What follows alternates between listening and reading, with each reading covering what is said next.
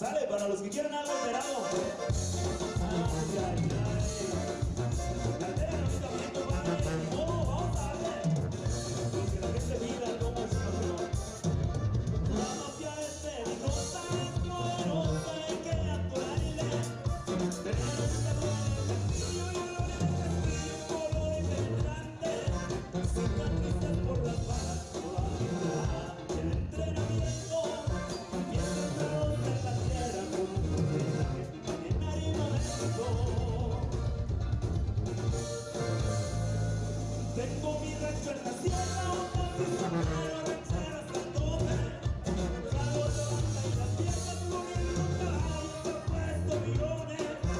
Me gusta pelear los gallos, andar rodeado de siento una escuadra, haciéndome en las montañas, con mis tropas como a los motores. Si se trata de chambear y meterse una bote, también me armamento. Un estilo militar y que no me explique porque soy violento. Escoger huesos caídos, esos que les gozan hacer el pavimento. Explosivos y las balas de los que seguro me dejando muerto. Así suena Tino y su norteño banda, acompañando por ahí su amigo Luis Molina, el precio. A ver, pues, ¿cómo dice?